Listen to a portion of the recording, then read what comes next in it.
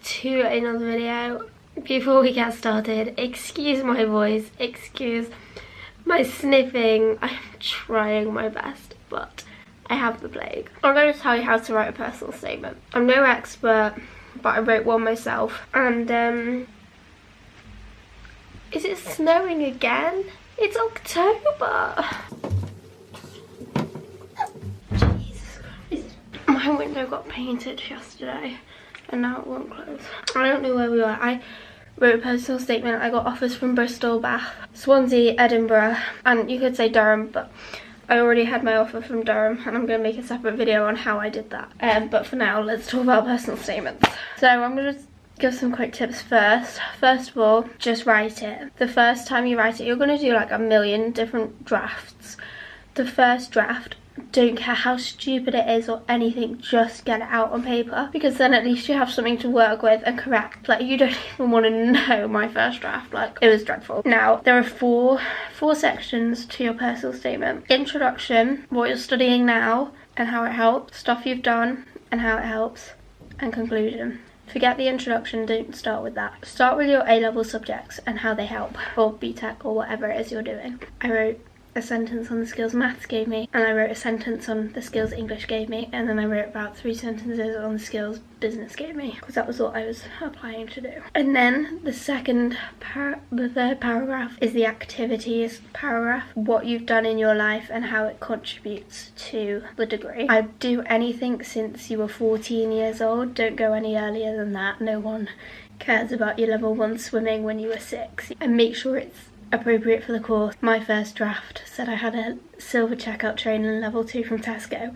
No one cares. Lots of people complain about this paragraph because they're like, I don't want to big up myself, I don't want to talk about how great I am. You don't actually talk about how great you are. That's not the point. You literally just state facts. I organised this bake sale. I was head of this project. I went on this trip, and how that helps you. There's no point there where you're praising yourself or anything like that. You are literally just stating facts about stuff you've done and how it's contributed to your course. To do this paragraph, I made a list of everything I'd ever done in my life post 14, put it into groups, which things gave me leadership qualities, which things gave me team working qualities, which things helped business wise, and then I'd group them up in the paragraph, and then I'd just do it all very concise, very simple, what it was, what skill it gave me. Not, I'm the best at this, I did this. You're just stating facts, there's no bigging up about it. Then you want to get onto your introduction. I did my introduction first, but I did it as a joke. In the end, the introduction was the last thing I did, and it's very difficult. In your introduction, you want to say why you want to study that course. You just want to make it inspiring, like talk about your passion. I think I spoke about how business is all around us, and I'd done work experiences in businesses, and I'd done the summer school, and it just all motivated me. I loved business and wanted to keep doing it. But I started with something like life wouldn't be the same without business, or something like that. And you just want to make it really inspiring. One thing you don't want to do is start with a quote. So many people start with a quote, and you'll be told this, don't start with a quote. It's not cool, it's just weird. The people reading this are pretty strange. No, are human, so they'll think it's odd too. One thing I would say is I think you have to make your introduction the best part of the whole thing. Now, I don't know this for certain, obviously, but I can't imagine these people receive thousands of personal statements. Do they really read the whole thing? I mean, I don't know, but if I was doing it, I'd read the intro. If I wasn't interested, I'd scrap it. Put all that pizzazz in the intro. Talk about the best piece of experience you have, what inspired you, and then you want to get onto your conclusion. Introduction, talk about how your life has been affected so far and why that inspired you to want to further it. And then in the conclusion, talk about how you want to further it and the future. So you start in the past and you end in the future. Have I got anything else to say?